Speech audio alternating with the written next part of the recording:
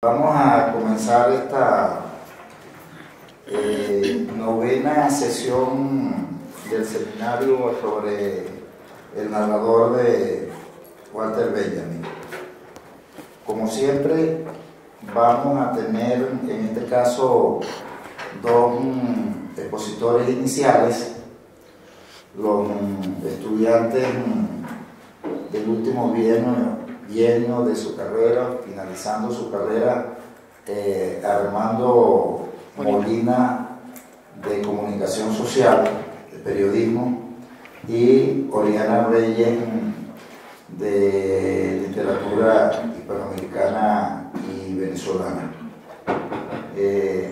Previamente la profesora Senia Guerra va a hacer lectura de una modalidad distinta en esta sesión del seminario, que es que en vez de hacer el comentario de un solo fragmento, se van a comentar los fragmentos 9, 10 y 11, debido a la relación que hay entre estos tres fragmentos, la relación evidente.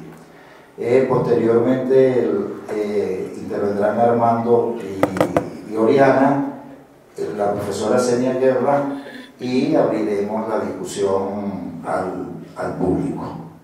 Para no hacer una presentación de tipo formal, brevemente voy a darle la palabra a Armando y posteriormente a Oriana para que nos digan quiénes son. Bueno, buenos días. Ya el profesor Diomedes me presentó, soy estudiante del tercer año de Comunicación Social, aquí de Mención Desarrollo Humanístico. Soy estudiante de periodismo específicamente, esa es mi área preferida del campo de la comunicación, aunque sí tengo ya varios conocimientos del área teórica y el área más académica de los estudios de la comunicación en masas y la comunicación mediada, que bueno, eso siempre se mete, digamos, en nuestra forma de estudiar cualquier texto. Y además de eso, pues me dedico a escribir más que nada reportajes, los publico a través de un blog, también pueden, un momento de publicidad, pueden seguirme en Twitter si quieren, Armando Molina B. Yo por ahí hago todas las publicaciones, comparto todo y bueno, eso. Oriana Reyes, estudiante de ya el 10º semestre de Letras, Mención Lengua y Literatura Hispanoamericana y Venezolana, y bueno, soy preparadora de literatura española. Entonces, y estudiante, sí, empiezo a trabajar con Manuel Puig y sus novelas. Ahora la profesora Senia procede a la lectura de los tres fragmentos. Voy a leer enseguidilla fragmento 9, 10 y 11. ¿Okay? Fragmento 9. Bueno, para explicar un poco por qué es la dinámica de hoy relaciona o usamos los tres fragmentos, es porque justamente son tres fragmentos que se pueden leer en conjunto, ¿no? O sea, Benjamin maneja una idea en estos tres fragmentos sin hacer cortes como tan contundentes como lo hacen en los otros fragmentos. Fragmento 9. La narración, tal como brota lentamente en el círculo de los oficios manuales, los rurales vinculados con la agricultura, los marinos y posteriormente también los urbanos, es, por así decirlo, la forma artesanal de la comunicación. No se propone transmitir, como lo haría la información o la noticia, report, el puro en sí del asunto. Más bien, lo sumerge en la vida de lo que cuenta una historia para luego poder extraérsela de nuevo. Por lo tanto, la huella del narrador queda adherida a la narración, tal como las manos del alfarero dejan su marca en la superficie de la vasija de barro. El narrador tiende a iniciar su historia con precisiones sobre las circunstancias en que ésta le fue referida o bien la presenta llanamente como una experiencia propia. Leskov comienza el engaño con la descripción de un viaje en tren durante la cual habría oído de parte del compañero de trayecto los sucesos repetidos a continuación. En otro caso, rememora el entierro de Dostoyevsky, ocasión a la que atribuye su conocimiento de la heroína de su narración a propósito de la sonata de Kreutzer. O bien, evoca una reunión en un círculo de lectura en que se formularon los pormenores reproducidos en Hombres Interesantes. De esta manera, su propia huella está visible por todas partes en lo narrado, si bien no por haberlo vivido, si al menos por ser él el relator. Por lo demás, el propio Leskov ha reconocido el carácter artesanal del arte de narrar. La composición escrita no es para mí un arte liberal, sino una artesanía. En consecuencia, no debe sorprender que se haya sentido vinculado con la artesanía, en tanto se mantenía ajeno a la técnica industrial. Tolstoy, necesariamente sensible al tema, en ocasiones toca el nervio del don narrativo de Leskov, como cuando dice de él que fue el primero en exponer las deficiencias del progreso económico. Es curioso que se lea tanto a Dostoyevsky. En cambio, no termino de comprender por qué no se lee más a Leskov. Es un escritor fiel a la verdad. En su astuta y audaz historia, La pulga de acero, a medio camino entre la leyenda y la farsa, Leskov rinde homenaje a la artesanía local rusa en la figura de los plateros de Tula. Resulta que la obra maestra de estos artesanos, La pulga de acero, llega a ser vista por Pedro el Grande, el cual, merced a ello, se convence de que los rusos no tienen por qué avergonzarse de los ingleses. Quizá nadie como Paul Valéry haya circunscrito nunca tan significativamente la imagen mental y espiritual de ese mundo de artesanos del que proviene el narrador. Habla de las cosas perfectas de la naturaleza, como perlas inmaculadas, vinos redondos y maduros, criaturas realmente bien conformadas, y las llama la obra preciosa de una larga cadena de causas semejantes entre sí. La acumulación de dichas causas solo tiene su límite temporal en la perfección.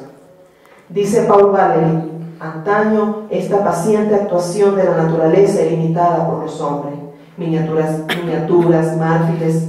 marfiles extrema y elaboradamente tallados, piedras llevadas a la perfección al ser pulidas y estampadas, trabajos en laca o pintura producto de la superposición de una serie de finas capas translúcidas.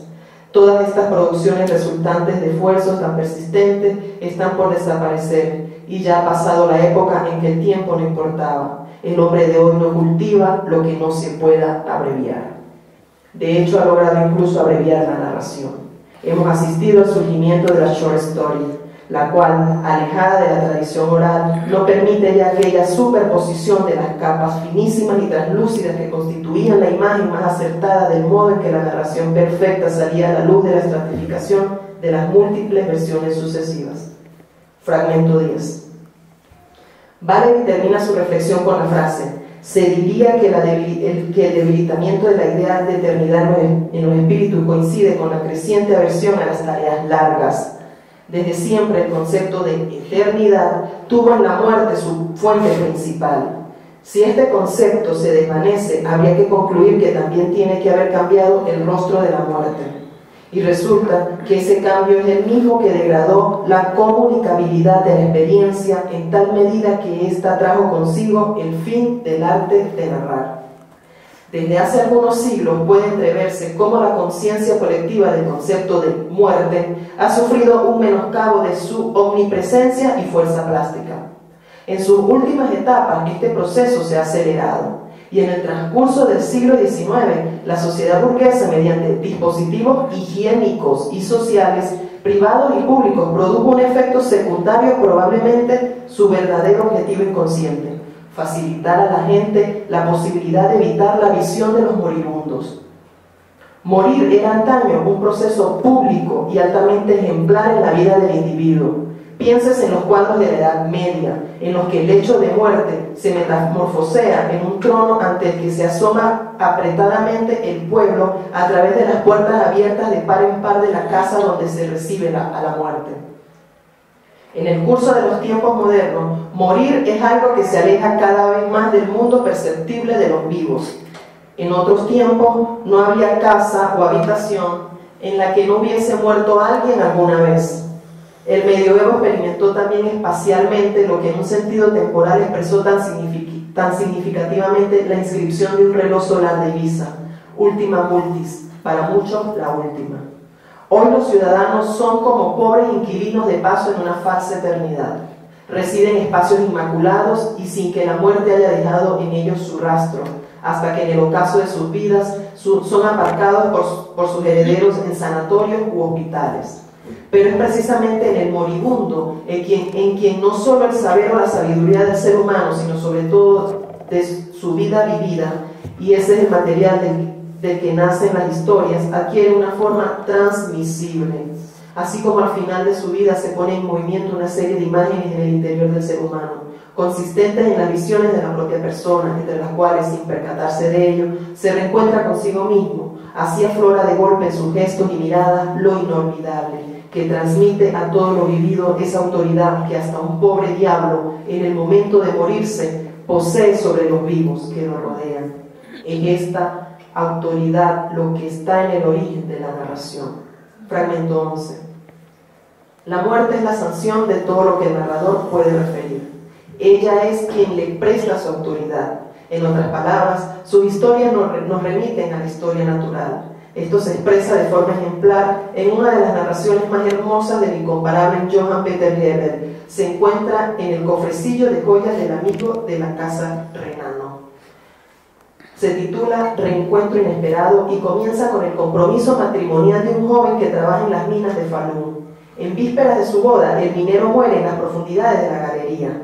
Aún después de esta desgracia, su prometida continúa siéndole fiel y vive lo suficiente como para asistir, convertida ya en una anciana, al rescate en la galería perdida de un cadáver muy bien conservado en sulfato de hierro que reconoce como el cuerpo de su prometido. Al cabo de este reencuentro, la muerte la reclama a ella también. Dado que Hebel en el transcurso de la historia se ve en la necesidad de hacer presente el paso de los años, lo resuelve con las siguientes líneas.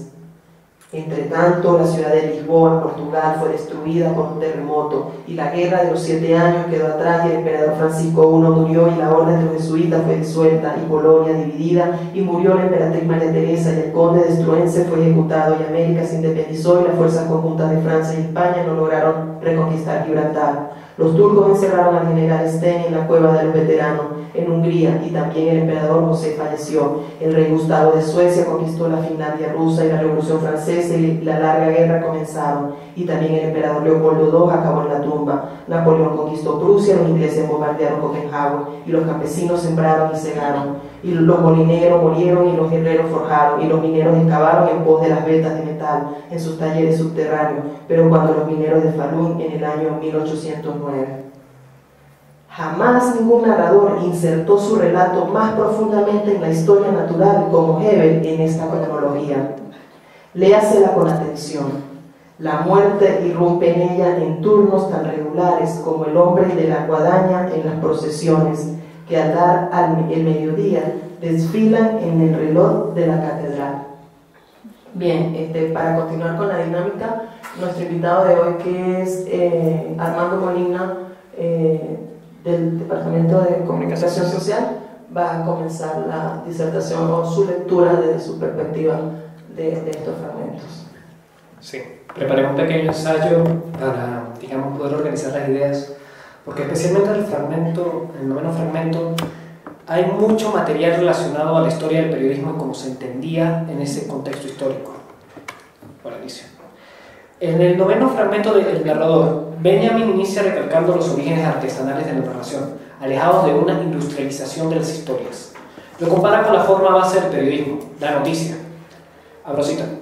La narración no se propone transmitir, como lo haría la información o la noticia, el puro en sí del asunto, cierro cita, sino que sumerge a la historia en la vida de quien la cuenta y por lo tanto también en la de quien escucha. Esta definición de la noticia es propia de la que es generalmente aceptada como la segunda etapa histórica del periodismo, el periodismo de la doctrina de la objetividad, resumida en una máxima: los hechos son sagrados, las opiniones son propias. Esta era se caracterizó por el intento de deshumanizar a los escritos informativos, tratándolos como un producto en una línea de ensamblaje industrial, muy marcada por el uso del esquema de la pirámide invertida, una clara oposición a la idea del arte de narrar comprendido como una artesanía. Para que se imaginen cómo es la pirámide invertida en la redacción periodística, imaginen que les piden que escriban un cuento, pero les dicen con cuántas líneas va a tener ese cuento, cuántas palabras va a tener ese cuento y en qué orden va a estar ese cuento. Así eran los escritos periodísticos en los años 30, 40, 50, hasta que llegó la tercera etapa histórica del periodismo, que es el llamado periodismo de cuarto poder, que esto empieza por ahí alrededor de los años 60 y 70, con los grandes reportajes a profundidad que se estaban haciendo en Estados Unidos. El narrador deja su marca en su arte. No es un producto masificado, como las noticias, sino una creación mucho más personal e íntima, alimentada por la experiencia. La huella del narrador queda adherida a la narración tal como las manos del alfarero bajan su marca en la superficie de la vasija de barro. No se puede separar totalmente a quien escribe o quien cuenta aquello que es contado, pues muchas veces se basa en su subjetividad para mostrar hechos. Aunque el arte de narrar viene de un tiempo que Benjamin consideró ya pasado, todavía se encuentran sus diferentes aspectos en esta narración periodística actual. El narrador tiende a iniciar su historia con precisiones sobre las circunstancias en que ésta le fue referida, o bien las presenta llanamente como una experiencia propia. Esta idea se asemeja mucho al periodismo narrativo, que normalmente se entiende como el punto de cruce entre lo literario y lo periodístico, que nos mueve entre la temporalidad y la actualidad. Factores que parecieran estar enfrentados. También cuenta con una participación explícita o implícita del periodista en la historia.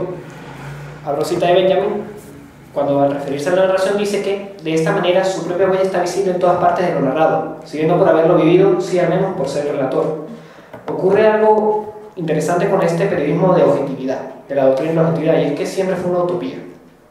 El periodista, por más que supuestamente intentara deshumanizar lo que acaba de escribir, ni siquiera ser un anónimo, sino ser inexistente, ya de por sí estaba creando un proceso subjetivo, pues era él el que decidía cuál información era la más importante.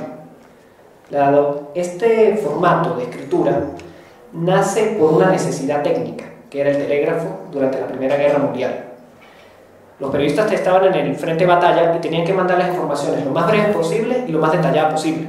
Por esto lo que hacían era que escribían el título, el sumario de la noticia, que sería como un pequeño párrafo después del título que medio describe un contexto más que nada, y luego el lead o entradilla. En este debían estar todo lo importante de la noticia: el qué pasó, cuándo pasó, cómo pasó, quién lo hizo y para qué o por qué. Disculpen. Aunque el arte de narrar, pues la rapidez de las sociedades modernas desplaza la narración sosegada, generada por ese aburrimiento que incuba el huevo de la experiencia. Cito: el hombre de hoy no cultiva lo que no se puede abreviar, lo cual resulta incluso más verdadero en el tiempo de las redes sociales. Es difícil tener tiempo para gastarlo en retener y recontar historias. Quizás se comentarán las noticias más relevantes de la actualidad, pero al día siguiente serán olvidadas por otra actualidad. Benjamin habla de la short story en su texto. Afirma que no permite la superposición de capas finas y translúcidas, o las diferentes versiones de una misma historia que, al combinarlas y contrastarlas, permiten la mayor exactitud de la narración, o lo que él llamaba la narración perfecta. Existen formas de periodismo que combaten a la brevedad, apostando por la trascendencia en el tiempo. El reportaje y la crónica son ejemplos claros de géneros que, hechos correctamente, pasan a ser muy similares a las obras literarias. En realidad, Gabriel García Márquez muchas veces decía que uno de los problemas de las escuelas de periodismo es que enseñaban el periodismo como una técnica para informar, una simple herramienta, y él decía que un buen escrito periodístico podía ser literatura también. Él decía del reportaje que era la literatura del escritor esclavizado a la realidad, para darle un poco de contexto ya a lo que vino después de la época en la cual se escribe el narrador, cuando habla del periodismo. Otra parte muy interesante de la apreciación de Benjamin es que su definición de short story digamos que de cierta manera sí se asemeja como es el periodismo actual, pues es muy difícil normalmente, inclusive en la crónica, poder dar tantas capas, tantas versiones que sí se darían en la narración oral, que al final es lo que Benjamin entiende como narración, que se dan a los pasos de generaciones, a los pasos de los años. La verdad es que este es un texto que da mucho para pensar sobre el periodismo, sobre este fragmento específicamente. Cuando yo hablo de una industrialización de las historias, hablo también en parte porque esta forma de periodismo a la que se refiere Benjamin nace justamente con la sociedad de masas, nace en un proceso de industrialización en el cual se trataba justamente como eso, un simple producto para una línea de ensamblaje que le es útil a la sociedad.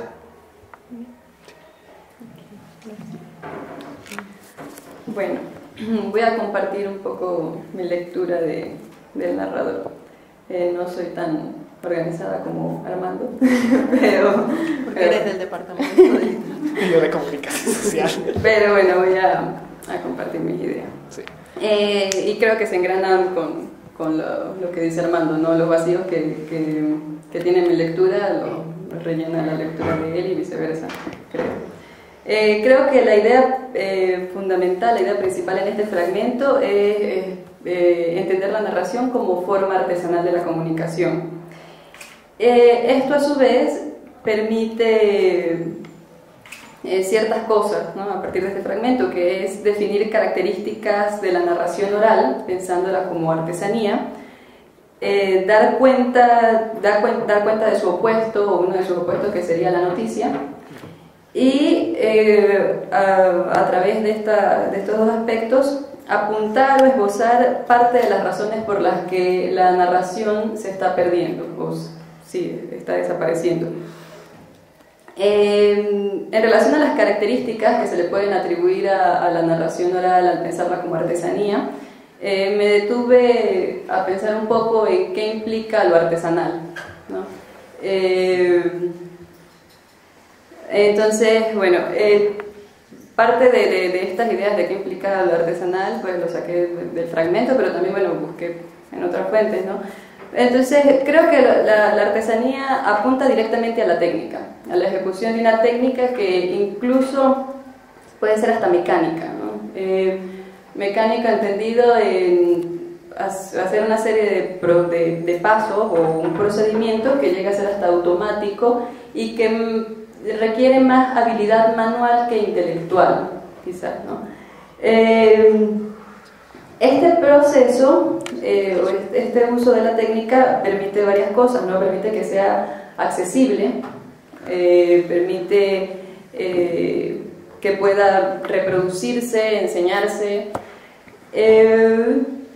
pero a su vez, a pesar de que pues, sean una serie de pasos que se pueden aprender, que son mecánicos, la artesanía está vinculada necesariamente con lo manual, y al estar vinculado necesariamente con lo manual hace que cada uno de los productos obtenidos a partir de la artesanía, de esta técnica, sean distintos entre sí, sean irrepetibles, aun y cuando los pasos a seguir para lograrlos sean los mismos, ¿no? Y esto es precisamente pues, porque es manual, está totalmente separada, la artesanía está separada de la máquina, de la industria. Entonces, que sea manual pues le imprime un carácter irrepetible, minucioso, detallista, ¿no?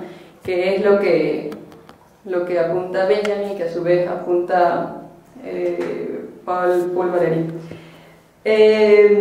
Se supone que la artesanía busca seguir de alguna forma el proceso de la naturaleza, ¿no? Que es un proceso lento, detenido, que genera cosas detalladas, minuciosas y distintas entre sí.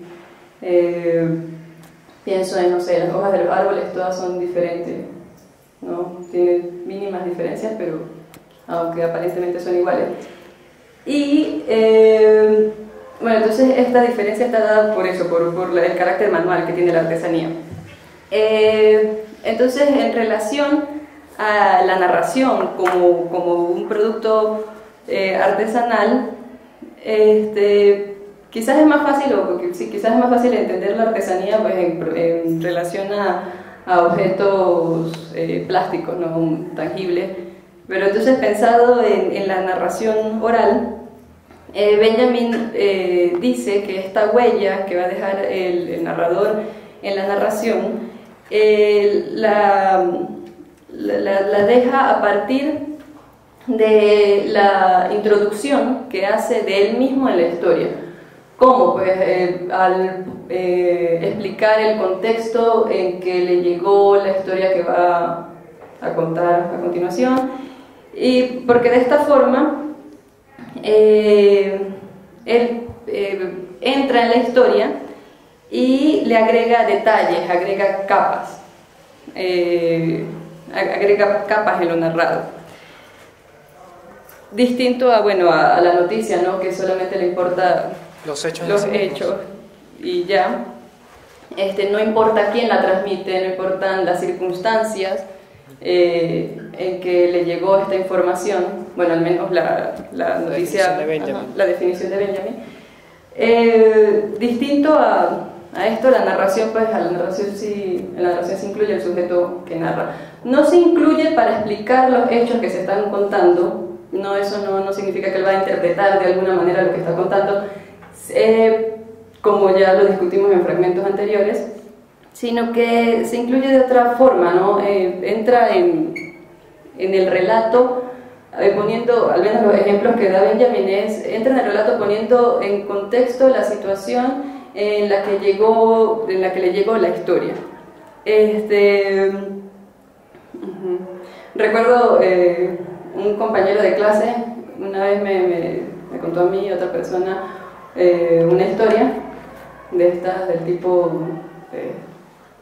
historia de un cuento de una persona que consigue 3 herramientas y que utiliza estas 3 herramientas para salir de apuros, pero lo contó con la particularidad de que antes de referirnos a la historia contó cómo le llegó esa historia, y pues resulta que para mí fue mucho más fascinante este recuento que la historia en sí. Y creo que es eso, ¿no?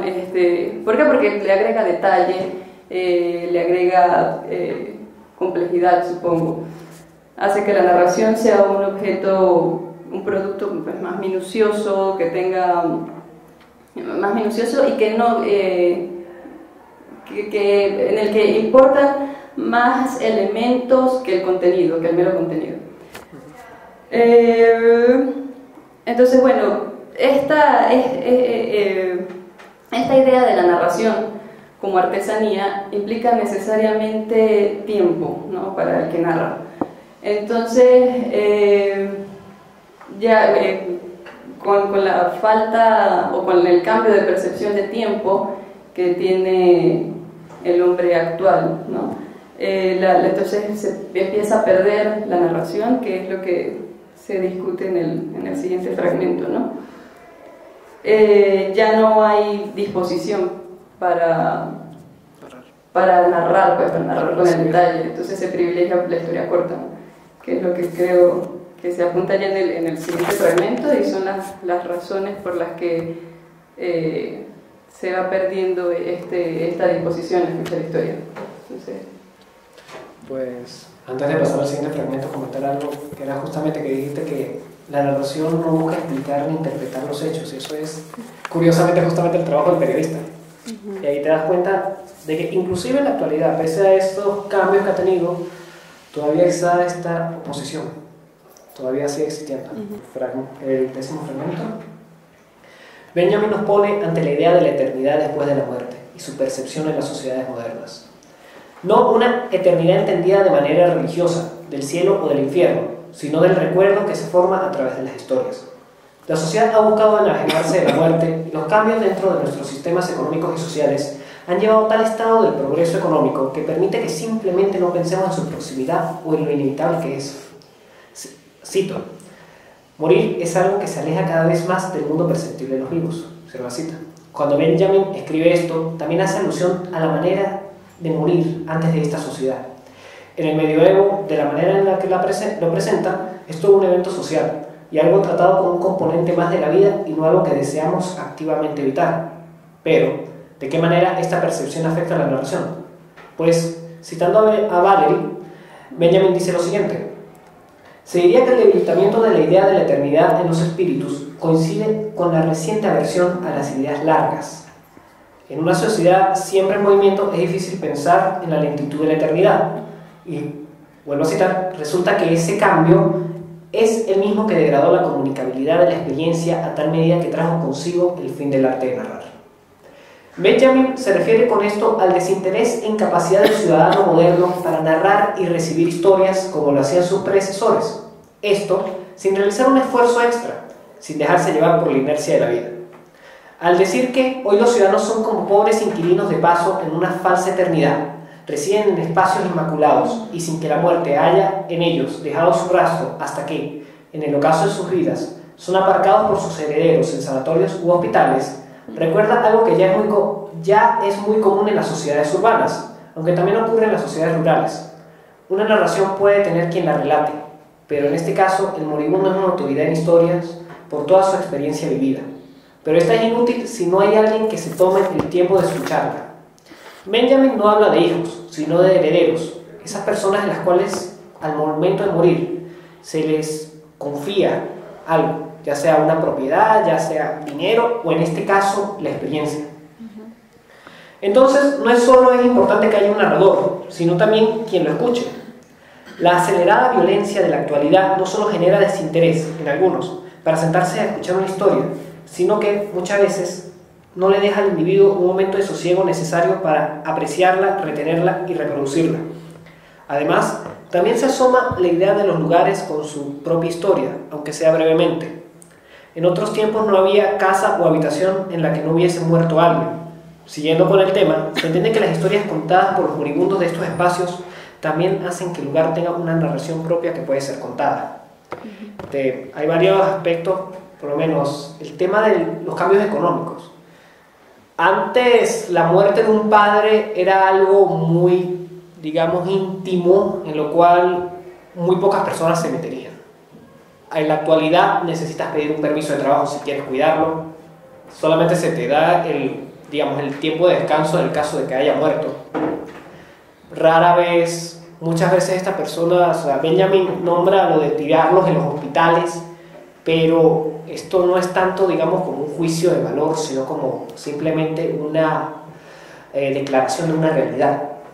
Muchas personas no tienen el tiempo para poder estar con una persona mayor en el momento de su muerte, sino que tienen que estar trabajando, tienen que estar en otro lugar.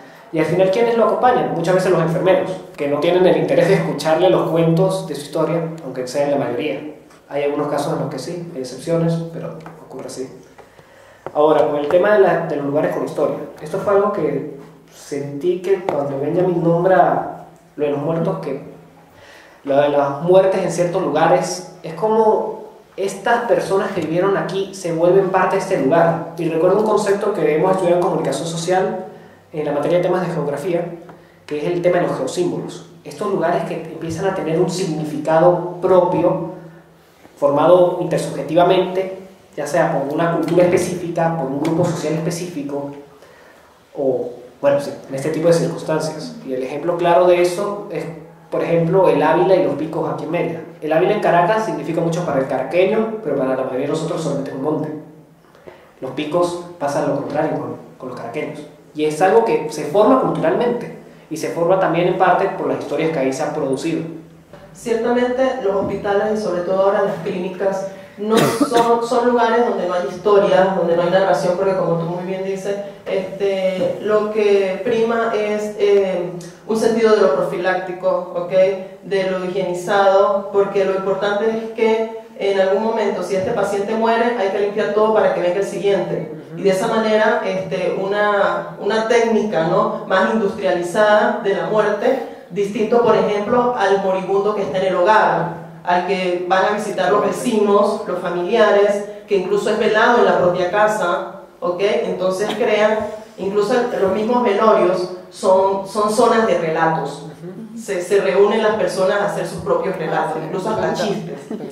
Se bebe, es una pequeña fiesta de la muerte, ¿okay? Donde la narración importa mucho. Entonces era para marcar esa diferencia, que es lo que quiere establecer Benjamin con estas zonas de higienizadas de las clínicas, por ejemplo. Sí. Y es interesante porque estas tradiciones todavía se mantienen en algunas zonas rurales, sí. Por lo menos. Fíjate que la ruralidad es lo que le importa. Sí, yo vivo en Ejido, o sea, mi familia ha estado en Ejido desde hace siglos. Y mi abuela todavía trata la muerte como un evento social. O sea, para ella ir a un velorio es como para nosotros ir a una fiesta. Una percepción totalmente distinta a la de nuestra generación que, vamos a ser honestos, no nos gusta ir a velorios, no nos gusta ir a entierros, o sea, a veces nos deprime también. Pero es justamente eso, esa percepción de la muerte como un fin. En cambio, antes la muerte era un inicio. Sí, en relación a este fragmento, creo que la idea principal es apuntar las razones por las que la narración como artesanía se pierde, ¿no? Y la relación que esto tiene con el cambio de percepción de la muerte. Cuando se empieza a dudar, ¿no?, de la idea de eternidad, cuando se empieza a dudar que la eternidad es una certeza, cambia el rostro de la muerte, ¿no?, para el sujeto. Pasa de ser la posibilidad de un porvenir eterno, además, a ser algo incierto, ¿no? Y entonces esto hace que, a su vez, la forma en que se vive el tiempo sea distinta. Esta idea de lo que comentaba Armando, se empieza a pensar en el tiempo vale oro, ¿no? Entonces, pues el tiempo no se puede invertir, empieza a invertirse en otras cosas que no sean necesariamente escuchar historia. Pero a su vez, entonces al relegar la muerte a otros espacios, al alejarla de nuestra cotidianidad, con esto, además, se empieza a relegar lo que Benjamin llama el origen de toda experiencia, o de la autoridad máxima de la experiencia. Se supone que en los moribundos, los moribundos tienen la experiencia absoluta, por decirlo de alguna manera, porque todo lo vivido cobra un sentido, quizás, por así decirlo, y se hace transmisible. Cuando se relega entonces a los moribundos, cuando ya no se les escucha, pues entonces empieza a perderse el carácter artesanal de la narración, o empieza a perderse la narración como la entiende Benjamin. Los moribundos tienen la posibilidad de percibir todo lo vivido y de comunicarlo, de hacerlo transmisible.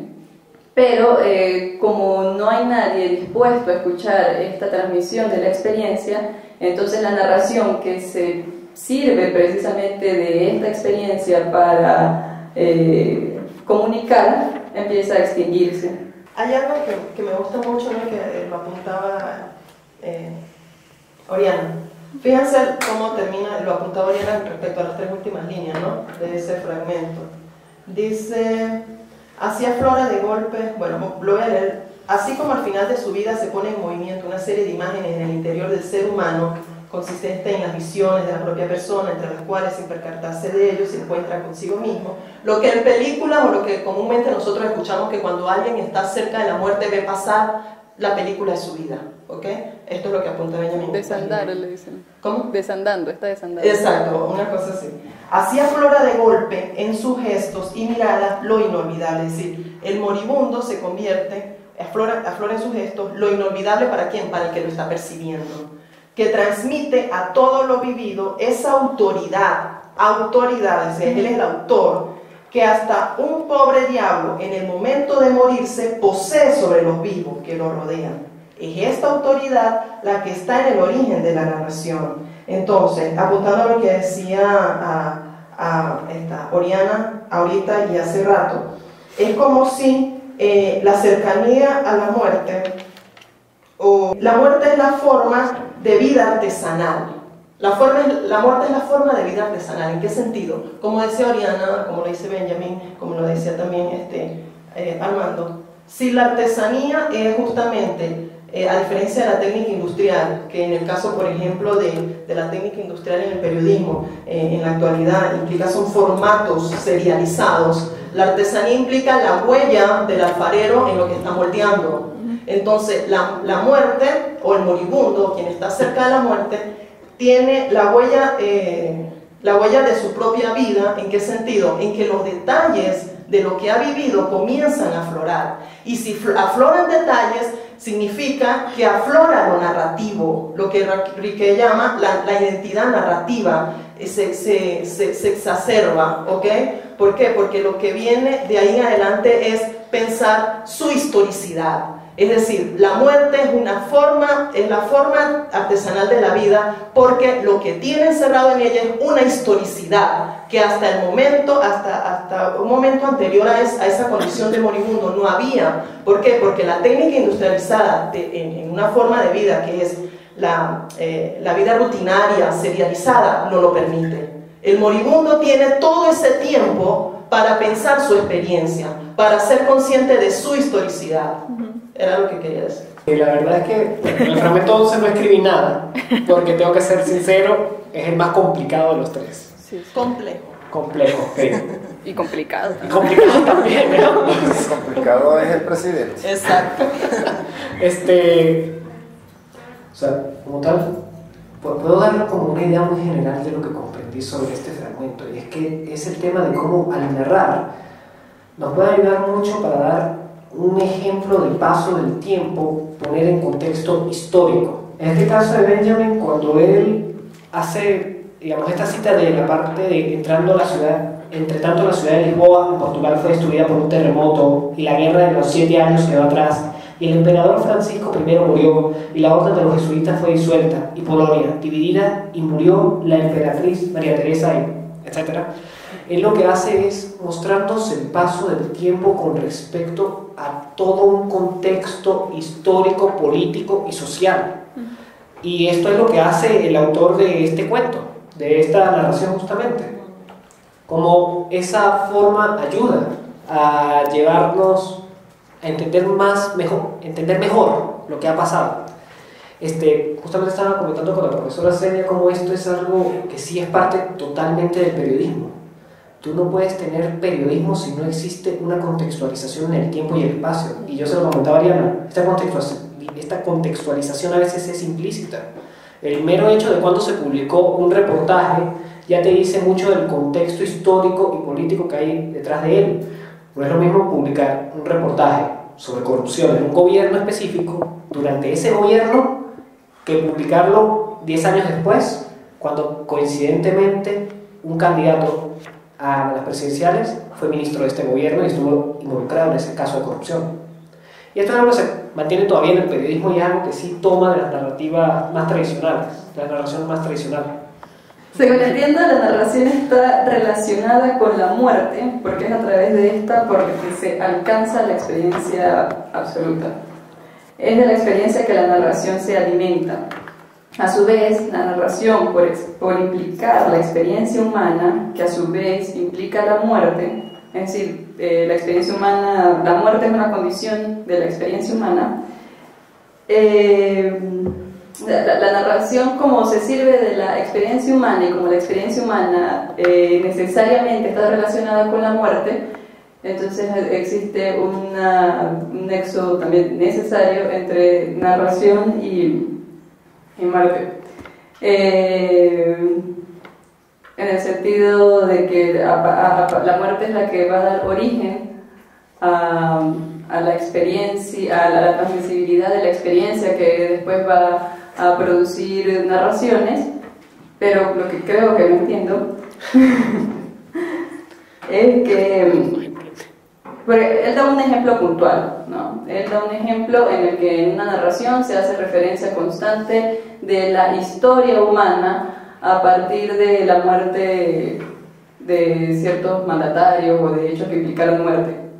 Lo que no me queda muy claro es de qué otra forma podemos entender la relación de la muerte con la historia en algo más allá que el contenido, ¿sí?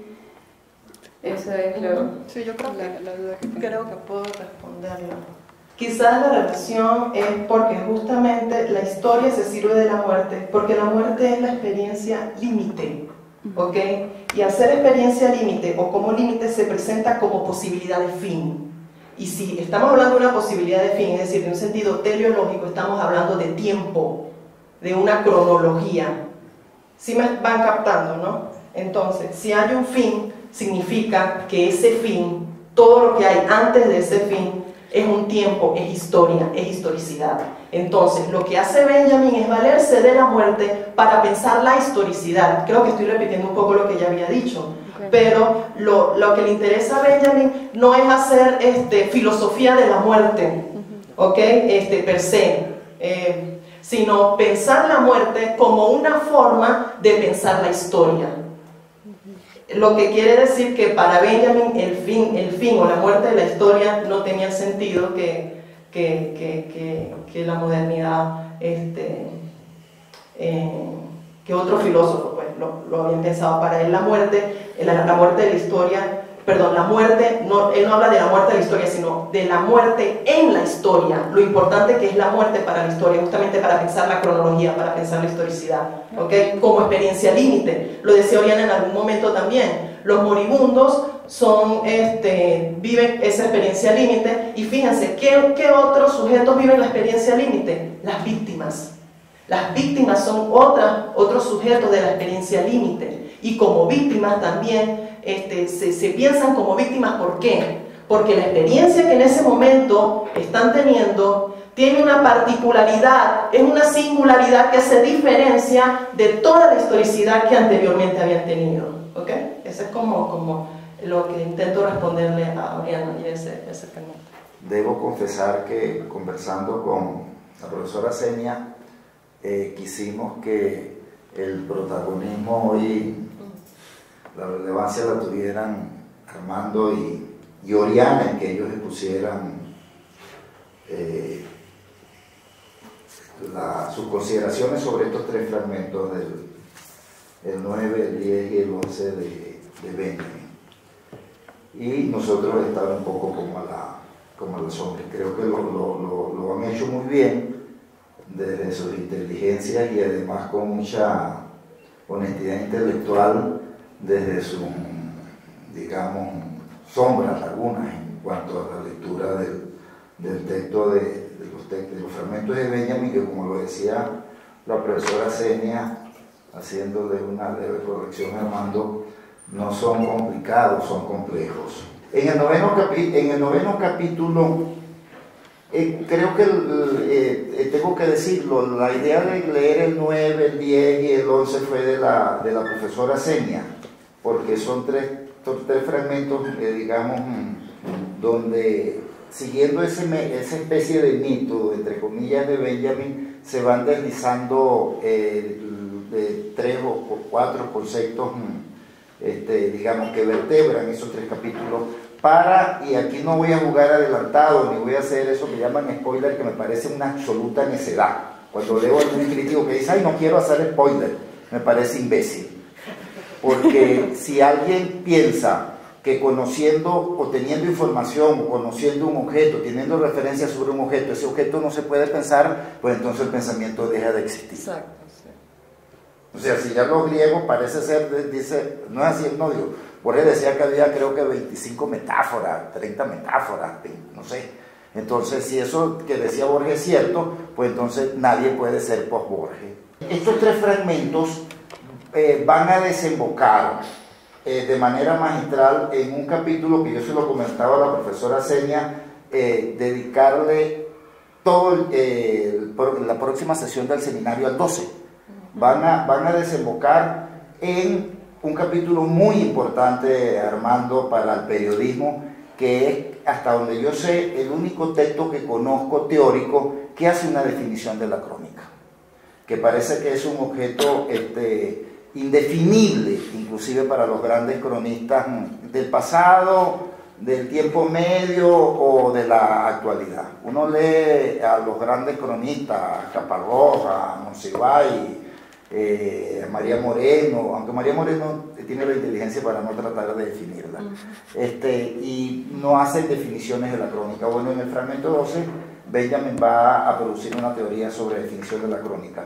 Y en estos 3 fragmentos anteriores, él va a tratar conceptos que lo van a llevar a construir esa definición que va a ser el fragmento de la crónica. En el 9, comenzamos fue con el 9, ¿no? Sí. Ajá. En el 9 viene Benjamin a reafirmar la idea de que la narración oral está ligada a la artesanía, pero él va a hacer énfasis en que esa narración oral es producto de la forma como el narrador se conecta o se relaciona con la tradición, y lo va a diferenciar y lo va a hacer citando una frase de Lescaut, que es el narrador oral, que él va a usar como ejemplo a lo largo de todo el texto del narrador. Cita a Lescaut y dice: la composición escrita no es para mí un arte liberal, sino una artesanía. Esto es una cosa maravillosa. ¿Qué entendemos por artes liberales? A mí siempre cuando decidí estudiar letras, y quizás a muchos de ustedes le haber pasado lo mismo, mi padre me decía, y mis amigos que querían estudiar profesiones liberales, me decían, pero ¿cómo vas a estudiar una profesión que no te va a garantizar la vida? Es decir, iba a hacerme de una profesión que no iba a depender de mi capacidad individual para poder llevarla a cabo. Es decir, el hecho de que nosotros estudiemos letras, o el hecho de que Ignacio Quintero, que lo tenemos con nosotros, y es un privilegio tenerlo con nosotros, siempre lo digo, haya decidido ser un escritor, significa que nuestro oficio, nuestro conocimiento, nuestra práctica está ligada a lo colectivo, está ligado a la sociedad, no lo podemos desarrollar de manera individual. Cuando Ignacio es el escritor que es porque es un escritor que, a diferencia de los escritores mediocres, no ha decidido convertir a la escritura en un arte liberal, es decir, en un arte para el mercado, en un arte que produzca dinero, sino que ha decidido convertir a su escritura, convertir su obra en una obra que trate de exponer lo social, de exponer una visión del mundo, una que tenga que ver con la sociedad determinada a la cual él pertenece. Entonces, el narrador oral necesariamente está ligado a la tradición, o sea, no puede ejercer su oficio como un oficio individual. Todo el fragmento va a estar sostenido por esta idea. Y al hacerlo, esa relación con la tradición lo obliga a estar constantemente recontándola. Es decir, ser partícipe de lo que relata y de la forma como lo relata. No puede escapar a la necesaria, reelaboración de la tradición. Por eso no puede estar ligado a la brevedad. Sin embargo, es muy interesante que Benjamin está escribiendo este artículo en el año 36, si no me falla la memoria. Dice, de hecho ha logrado incluso abreviar la narración. Hemos asistido al surgimiento de la short story, la cual al dejar la tradición oral no permite ya aquella superposición de las capas. Benjamin se está refiriendo, como Armando lo dijo muy bien aquí, a la historia, al periodismo, a la práctica periodística, y no a lo que posteriormente va a ser una práctica narrativa, que sobre todo va a tener una potencia y una tradición enorme en el campo de la narración o de la literatura en los Estados Unidos y en lengua inglesa. Y yo no creo que Benjamin aquí se haya equivocado, sino que está referido estrictamente a la parte periodística. Sí, de hecho, Diomedes, para ejemplificar también con lo que decía Armando, fíjense que el periodismo, y lo digo porque lo he visto, ¿no?, en prensa, en televisión sobre todo, que tú lo apuntabas, Armando, con lo de las redes sociales. Muchos programas de televisión, de periodismo, ¿cómo se Noticieros. Noticieros, gracias. Lo veo. Se limitan a hacer como un pequeño recuento, pero el resto del programa es solo leer tweets. Solo se leen tweets o solo se lee lo que está en redes, ¿no? Entonces fíjate que a eso apunta, ¿no? Y tú lo apuntabas también muy bien en tu disertación. Ya le voy a hacer la pregunta de Nodio, pero es que para ser fiel a Benjamin tenemos que contextualizarlo. En el capítulo, en el 10, hay una idea también, digamos, nuclear para lo que va a desembocar en ese capítulo 12, que ya estamos, donde va Benjamin a tratar y a definir la crónica. En este capítulo 10, fíjense que Benjamin sostiene que al desvanecerse la idea del concepto de muerte, se desvanece el concepto de eternidad. Y por aquí va a ir mi pregunta después para Ignacio. ¿Por qué? Porque es que si la narración oral está ligada a la tradición, está ligada a la idea de lo eterno.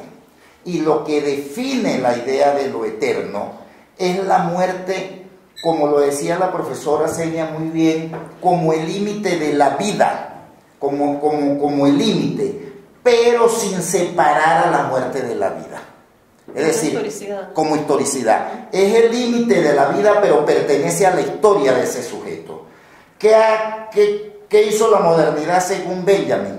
Despojó al concepto de eternidad al cambiar la relación de la tradición, de la sociedad con la muerte, convirtió a la muerte en un acto individual y no en un acto social. Y despojó al moribundo, como lo decía muy bien la profesora Senia, de su historicidad, lo convirtió en un cadáver. Cuando la profesora Senia hacía la relación con que el sujeto, digamos, de este tiempo, que podría relacionarse con esta idea de Benjamin como la muerte como límite, pero como relacionada con la vida, era la idea de la víctima. Fíjense que qué es lo que las víctimas fundamentalmente reclaman: el reconocimiento de su reinserción como persona en la historia de la sociedad. Sí. Como lo dice muy bien Agamben, si tú despojas del nombre a la persona que muere, lo conviertes en un cadáver, lo conviertes en algo que está fuera de la historia, está fuera de la cultura. ¿Por qué hacemos ritos funerarios o por qué las sociedades hacen ritos funerarios? Porque es la manera de permanecer, que el moribundo participe de la cultura, siga participando de la historia a través del recuerdo y la memoria, que eso más adelante lo vamos a ver cuando toquemos los capítulos de la novela, que son complejísimos. Entonces, al vaciar a la muerte de su historicidad y de su incursión en la historia, pues estamos vaciando a la narración de la idea de eternidad, de la relación con la tradición. Y en el capítulo 11, que es el último, hay una idea genial, y a mí me encantó, lo vuelvo a decir, la honestidad de Armando y de Oriana, lo que demuestran, porque son estudiantes muy inteligentes, porque dudan y porque reconocen sus límites. Yo, que tengo como 2/3 de vida más que ellos, vivo dudando y reconociendo mis límites. Muchas veces le digo a la profesora Senia: carajo, no entendí estos conceptos, son muy complejos. Es decir, lo que debería guiarnos es saber que no sabemos, o que hay dificultades el pensamiento es difícil de comprenderlo, digamos, como si fuese un objeto de fácil comprensión, y o crear objetos de fácil comprensión. Y pensar justamente ese límite no como una barrera, sino como origen. Como origen, justamente para la comprensión. En el capítulo 11, Armando se lo preguntaba, y se lo preguntaba a Oriana: ¿por qué esta idea, citando a Hebel, un gran narrador, digamos, que está entre la narración oral y la narración moderna, en el caso de la literatura alemana, la narración alemana, ¿por qué narrando una muerte particular llega y la inserta dentro de una serie de muertes históricas? Bueno, porque el narrador oral, como pertenece a la tradición, como tiene sentido de la eternidad, necesita introducir la historia que está contando, o que ha recibido de otro, o que está recontando en el curso general del mundo, que es una frase que él va a decir en el capítulo 12 sobre la crónica. Es decir, necesita introducir su historia en el curso general del mundo, como lo decía la profesora Senia con su materialismo histórico. Necesita introducirlo en la historia, dotar de historicidad a esa historia, no contarlo de manera individual. Ya le hago la pregunta a Ignodio y le voy a hacer doble. Ignodio tiene una gran novela que yo aprecio mucho y que creo que es su mejor novela, aunque haya escrito otras antes y otras posteriores, que es El hijo de Genghis Khan. De entrada está introducida en uno de los mitos, o de la historia, de los mitos históricos más importantes que ha construido Occidente sobre el Oriente. Contado eso en una primera parte de la novela, y en una segunda parte contada la crisis que tiene el narrador frente a su objeto, digamos, de lenguaje, a su objeto de lenguaje, pues no es más que el narrador introduce la historia en el curso general, su historia particular en el curso general de la historia. Es decir, el narrador oral entonces va a introducir su historia en el curso general de la historia, en el curso general del mundo, en el curso general de los hechos. Lo que yo le quería preguntar en media hora es una pregunta doble. Cuando yo leí estos 3 fragmentos de Benjamin, pensaba que el primer libro de Ignodio se llama La muerte viaja a caballo. Es decir, es un libro de cuentos que parte de un cuento que trata precisamente sobre la muerte. Y la idea de que viaja, de que se desplaza a lo largo del tiempo y del espacio. Es decir, la idea del mito y de la historia ya en ese cuento. Pero fíjense que son cuentos cortísimos. Ahí es donde yo digo que esa idea de historia corta o de short story es distinta a la idea del short story en el periodismo. Y después, cuando en una novela como Genghis Khan vuelve esa misma idea de introducir una historia particular dentro de la historia. Le doy la palabra ahorita a Ignodio para que reflexione sobre estos temas, pero antes le quiero hacer una observación, Armando, con muchísimo respeto, porque yo no soy, digamos, experto en periodismo.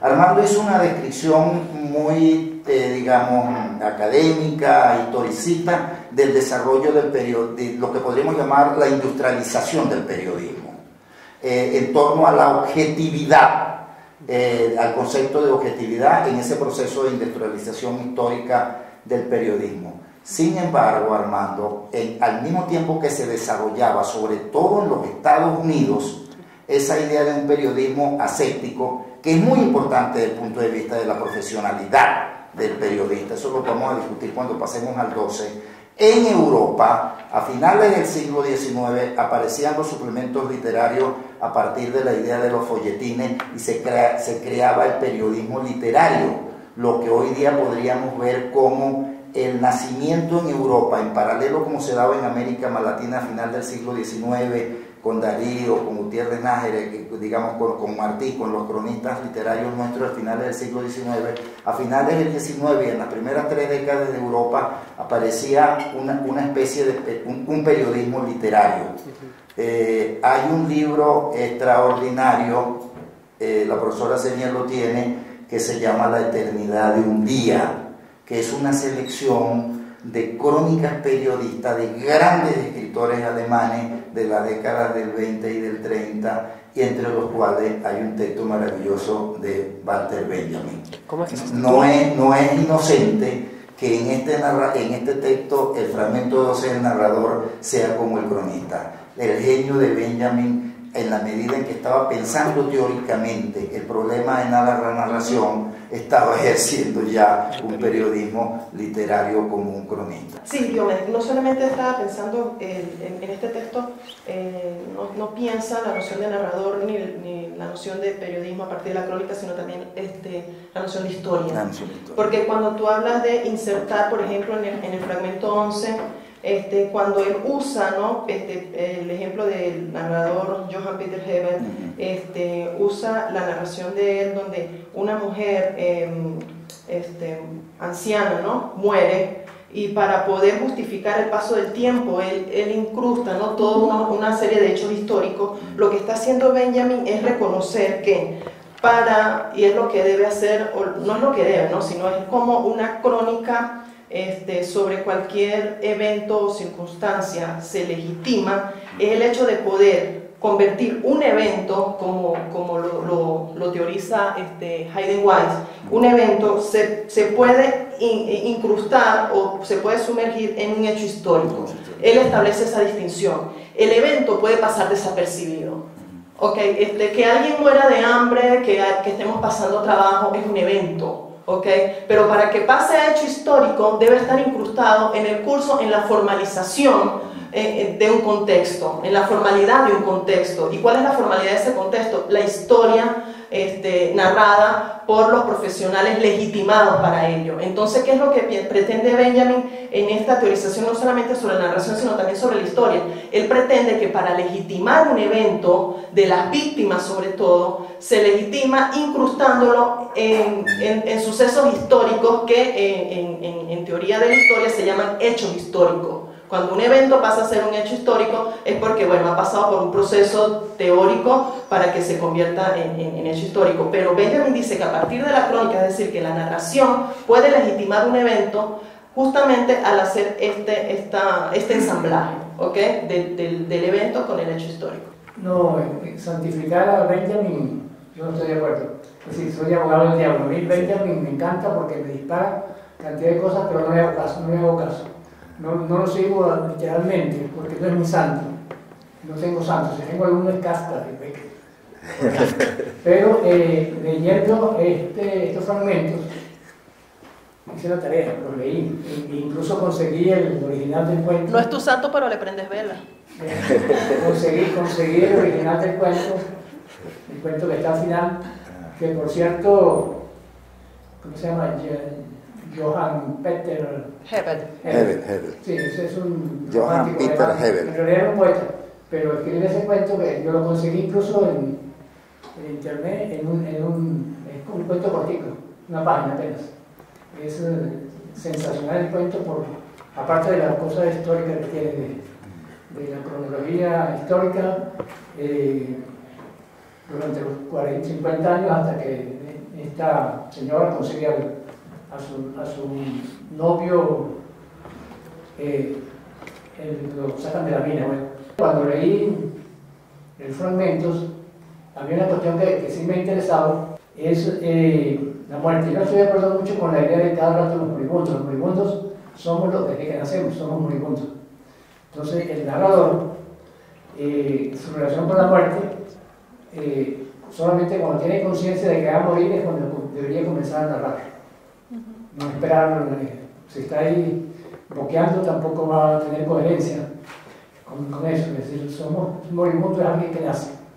Incluso escribí un cuento cortico con esa idea de que cuando naces, bueno, primero naces, cuando sabes el vientre de la madre, te conviertes en extranjero, pero también te conviertes en una persona que va a morir. Los ritos de la muerte sí son muy diferentes en lo rural y en lo urbano. Yo voy a ponerles un ejemplo que les va a gustar mucho, que es, ya Armando habló, la muerte del padre, por ejemplo.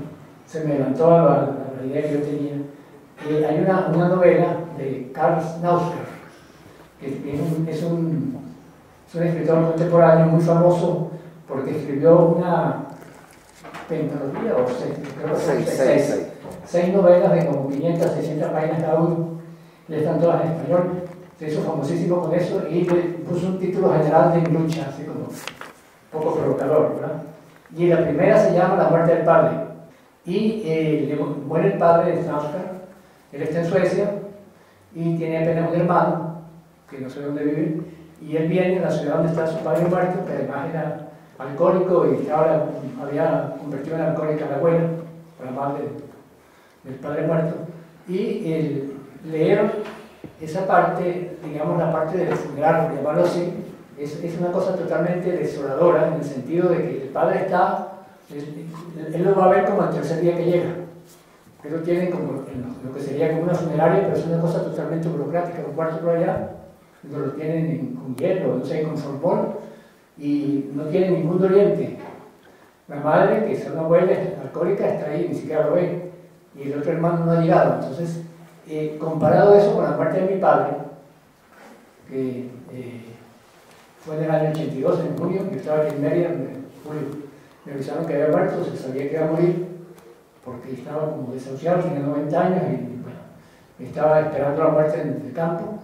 Yo me fui, yo en esa época era director de silvicultura, nos fuimos en como 3 carros de aquí, en caravana, con mis compañeros amigos.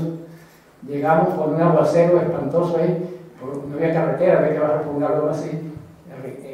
Llegamos, ya casi de noche, entre ese caserón enorme, donde él vivía, que era un caserón que había construido mi abuelo en 1895. Y había más de 100 personas. Era una fiesta, lo que decía, era una fiesta, era la fiesta de la muerte, ¿no? De la vida. Y había gente borracha, había mucha comida, había café, había venido una de sus hijas que vivía en Valera, que era mayor que mi madre, estaban mis hermanos, que eran los que habían llevado. Y bueno, no había llanto, sí, poco, sí. Él estaba en una sala porque hubo que habilitar una sala que era donde se guardaba el trigo y eso, y estaba ahí, y una sala enorme. Era una cosa muy diferente, es decir, la muerte como una cosa natural. Pero bueno, esto son solamente ideas. Yo quería expresarla, sobre todo contar esa anécdota de la muerte del padre, la diferencia que hay en la muerte, así, en la asexia, que es la palabra que me gusta utilizar, la asexia total, y a la muerte con olor. A veces, si pasan 2 o 3 días, empieza a sentir un olor que no es muy agradable, pero que es un olor natural, el olor de las frutas que se van descomponiendo, ¿verdad? Y bueno, eso en general. ¿Cómo se llaman las memorias de García Márquez? Se llaman Vivir para contarlo. Es decir, la vida como la posibilidad de narrar. O sea, la vida no existiría si no existe la narración. Al ocurrir la muerte, como decía la profesora Senia, que es el límite de la vida, la forma de, digamos, concebir, hacer esa especie de performance del moribundo antes de la sociedad moderna, Benjamin cita el medioevo, pues permitía la posibilidad de la narración, es decir, la existencia del rito, al borrar, desvanecer ese concepto de muerte, cambiar la condición del moribundo, pues evidentemente la narración tiende, entendida como lo entendía Benjamin, a extinguirse. No es un sentido de trascendencia religioso, sino en relación con el objeto del ensayo de Benjamin, que es el narrador, la narración. Y que nunca es gratuito. La profesora Senia, Rosbelli y Jorge. Y que nunca es gratuito, por ejemplo, que esto a Benjamin siempre le va a importar es el sujeto víctima, que es el que es más fácil dejar de lado de la historia, es el que es más fácil evadir, y es al que a él le interesa dejar, reconocer que tuvo un nombre, que tuvo una historia, que tuvo una huella y que también sufrió, ¿no? Bueno, eso como para ahorita dar la palabra a Rosbelli, quería afianzar lo que decía Diomedes. Benjamin usa la figura de la muerte, o el concepto de muerte y la figura del moribundo para hacer anécdota. A él no le interesa la anécdota, sino, como muy bien lo decía Diomedes, usar una figura para teorizar en función, como la pregunta que muy bien se formuló Oriana, ¿qué relación puede haber entre la muerte y la narración? Y creo que hasta ahora lo hemos intentado responder. Solo quiero decir 2 cosas. Primero, que me gustó mucho que no le dijera que el moribundo se es desde que se nace. También por la frase que siempre repite: todo lo que hemos dormido es sueño, pero lo que hemos despierto es muerte. Heráclito. Bien, lo que quería después de eso era preguntarles, ¿qué relación creen ustedes que tendría la transmisibilidad de la experiencia que está en el narrador moribundo, de la que habla Benjamin en uno de los fragmentos, con la transmisibilidad de la que habla Agamben en el prólogo a los cantos de Pound, cuando se refiere tanto a los cantos de Pound como a 2 otras obras muy importantes, de las cuales recuerdo La tierra baldía de Eliot? ¿Hay algún tipo de relación entre esos 2 tipos de transmisibilidades, a sabiendas de que estamos por una parte, en el ámbito de lo que piensa Benjamin, de, digamos, el fin de la vida orgánica, y por la parte de Agamben tal vez no sea tanto eso, sino más bien la conciencia de la inevitabilidad de la muerte? ¿Se entiende lo que estoy preguntando? Más o menos. No lo entiendo, sí. En medio lo entiende. Sí. ¿Puede Es decir, contestar? que no es necesario, según mi criterio, que el que narre o el que cree una obra transmisible o logre transmitir mediante una narración o una obra poética la experiencia, no debe ser necesariamente un moribundo.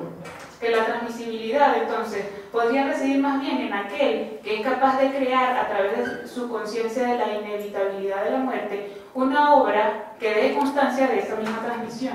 Creo que ya eso está contestado, porque sin duda lo que a Benjamin le interesa, repito, es el moribundo no como una figura anecdótica. Sin duda que un moribundo no va a tener conciencia, o sea, no va a estar en una conciencia total de que ahora voy a hacer narración, ¿ok? Sino que él, justamente por su condición de moribundo, él está más cercano a pensar, y se piensa es en forma de narración, muchachos. Aquí nadie piensa en otra forma que no sea narrando. Aquí todos narramos, pensamos narrando. Entonces, esa película que nos pasa cuando estamos moribundos, incluso cuando tenemos una gripe que creemos que vamos a morir, ¿ok? Esa película es la que Benjamin va a usar como teoría, ¿ok?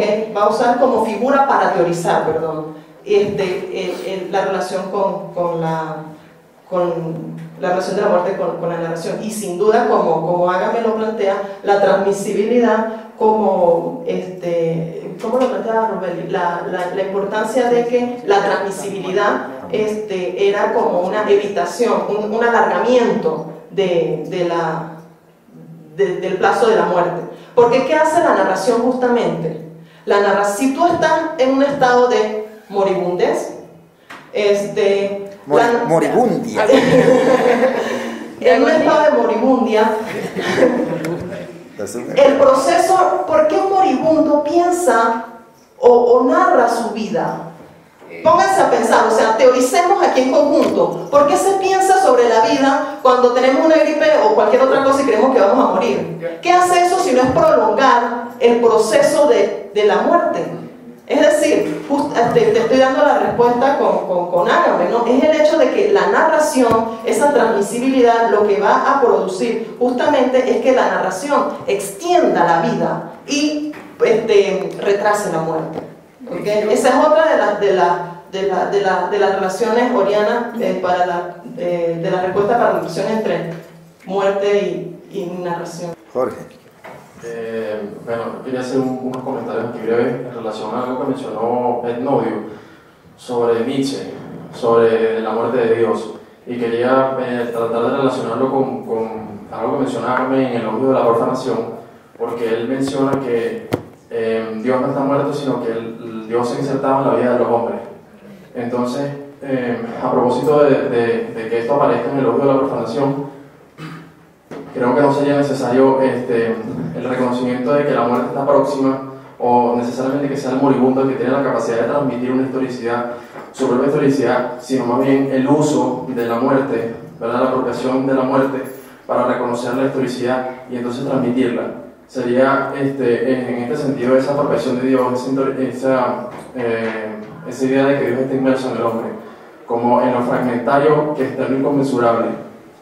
Y también, bueno, y si me equivoco, que el profesor Diomedes me corrija, estaba recordando, creo que es en uno de los textos uno de los diálogos de Platón, creo que es el banquete, en la que se plantean las diferentes formas de trascendencia, y aquí quisiera hacer una relación con el fragmento anterior, donde hablamos de la incubación, de la creación y como la incubación como idea de reproducción.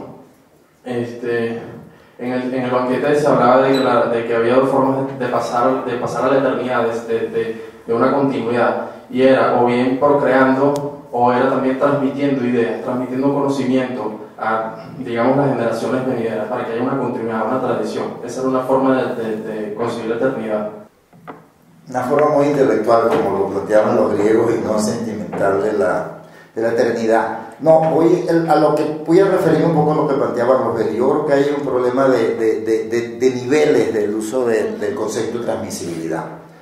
Fíjese que Benjamin, lo vuelvo a repetir, la diferencia entre un muerto en el medioevo y un muerto en tiempos modernos, que es que la experiencia de la muerte en el medioevo es social. Lo dice clarísimo al final, dice: así aflora se refiere al moribundo, de golpe en su gesto y mirada, lo inolvidable que transmite a todo lo vivido esa autoridad que hasta un pobre diablo, el moribundo más insignificante, en el momento de morirse, posee sobre los vivos que lo rodean. Es en esta autoridad lo que está en el origen de la narración.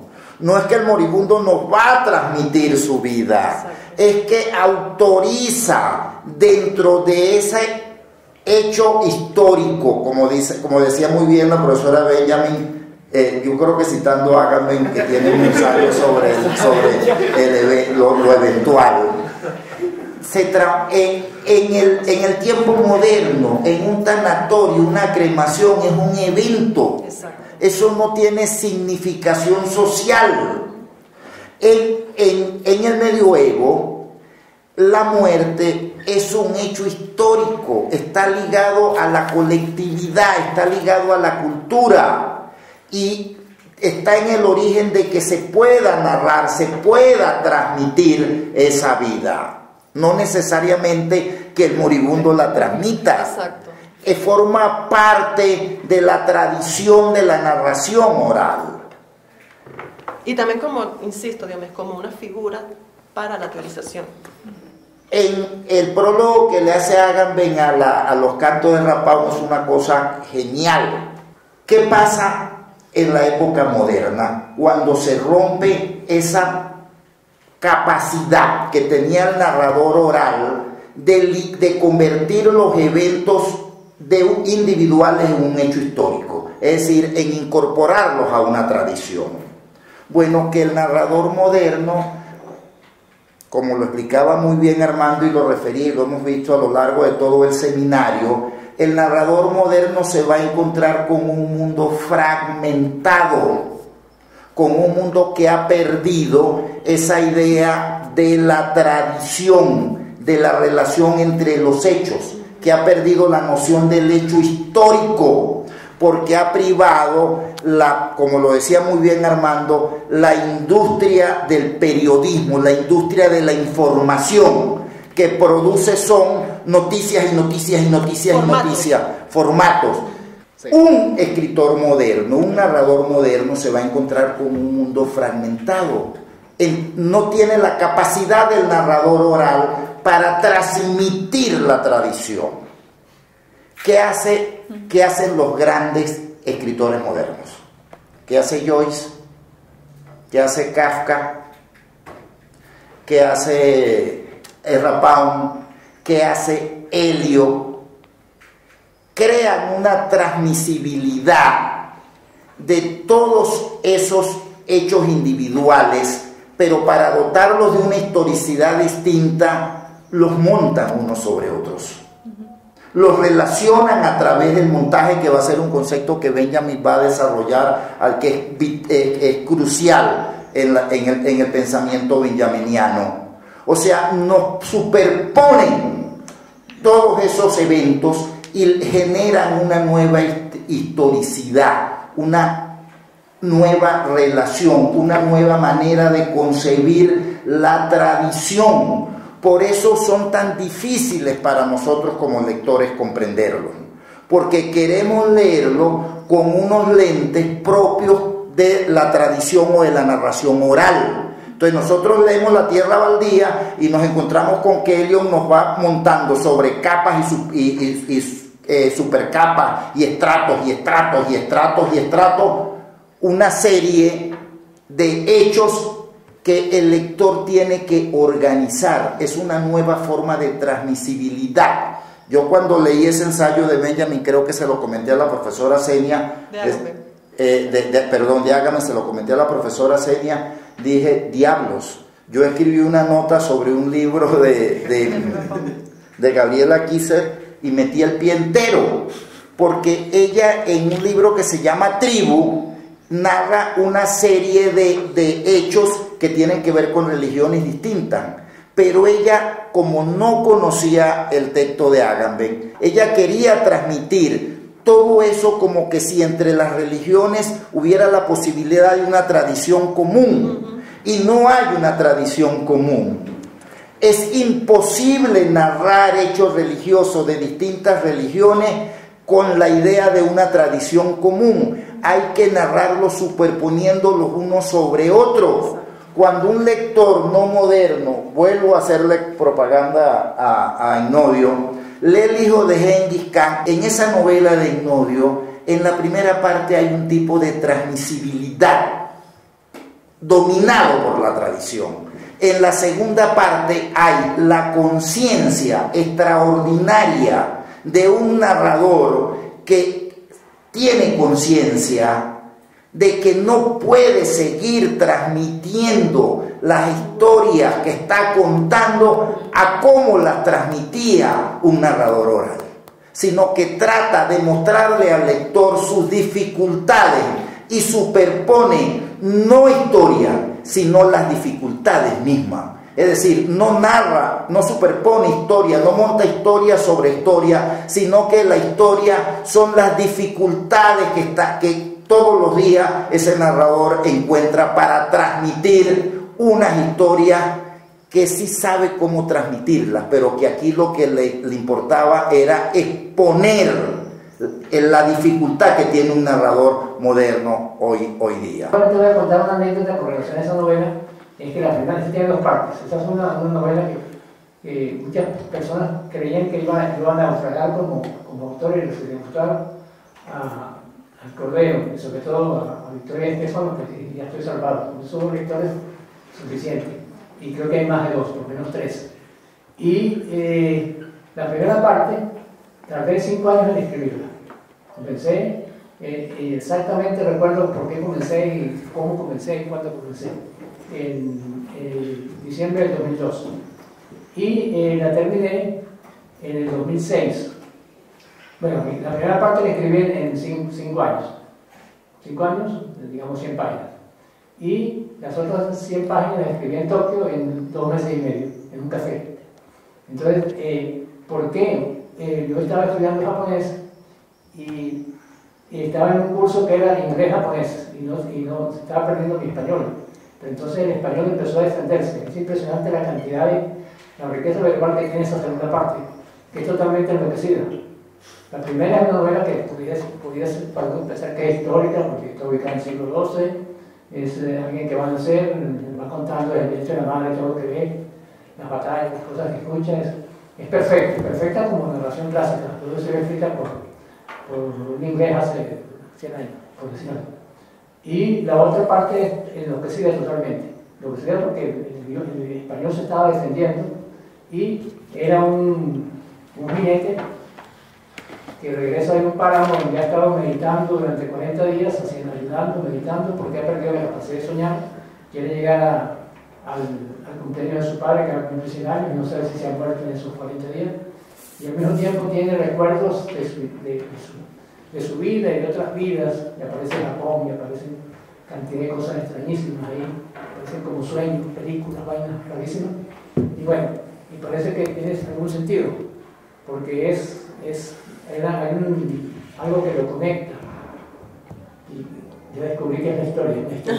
La idea de montaje, que quiero que quede claro, no es una idea de Benjamin, ¿okay? De hecho él la toma del surrealismo, pero él la toma como un método, que es lo que lo hace quizás singular a él. Y de hecho, a partir del montaje, por eso muchos autores, como la autora que tú mencionaste, el mismo Egnodio, son capaces de hacer montajes sin saber que están usando un método benjaminiano, porque no es implícito de Benjamin, ¿okay?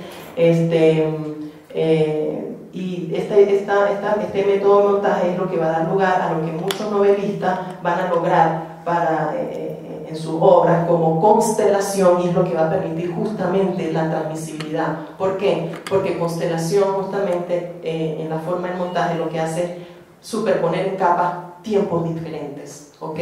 Y esos tiempos diferentes justamente es lo que va a dar lugar a esa transmisibilidad. Y bueno, ya para terminar con mi intervención, quiero diferir o disentir de Egnodio, por eso somos amigos todos aquí, porque disentimos y somos compañeros intelectuales que no tenemos, por lo menos yo no tengo santificado a Benjamin, ¿ok?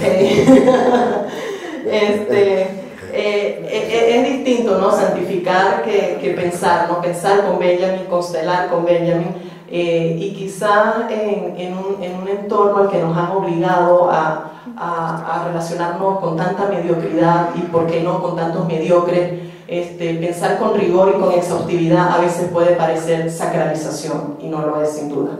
Con Benjamin pasan cosas muy raras.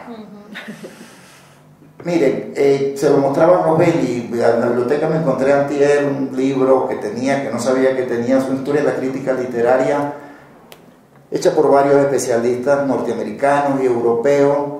Se pasea por todos los grandes movimientos teóricos formalismo, el desconstruccionismo, qué sé yo, la nueva crítica, las teorías Kerr, la narratología, todo. Y cuando tú vas al índice de autores, no citan a Benjamin. Es decir, un texto tan extraordinario como este, como El narrador, que es un texto del 36, que es un texto central en la teoría, digamos, en la teoría sobre la narración, no lo citan. Es decir, es un desconocido en el mundo de los teóricos sobre la narración literaria. Es raro, pero también es raro que los grandes cronistas no citan este texto, donde hay una definición. El noveno, el 10 y el 11 que hemos visto apuntaban ya prefiguran lo que va a ser la crónica que después él va a definir en el 12. Los grandes cronistas no lo citan. O sea, a pesar de que, como dice Beatriz Arlo, hay una industria Benjamin, es decir, todo el mundo cita a Benjamin, Benjamin está de moda, hay miles de libros sobre Benjamin, etcétera, etcétera. Paradójicamente, Benjamin sigue siendo un desconocido en el mundo académico. Sí, de hecho se me acaba de ocurrir algo, no recuerdo cuál fue el autor que leí hace poco que decía que justamente los autores canonizados, en este caso es teórico, pero también los narradores, son canonizados porque son los menos leídos. O sea que es una concepción bastante rara, pero que funciona así. ¿Cuántos de aquí de verdad pueden alzar la mano y decir que han leído completo El Quijote?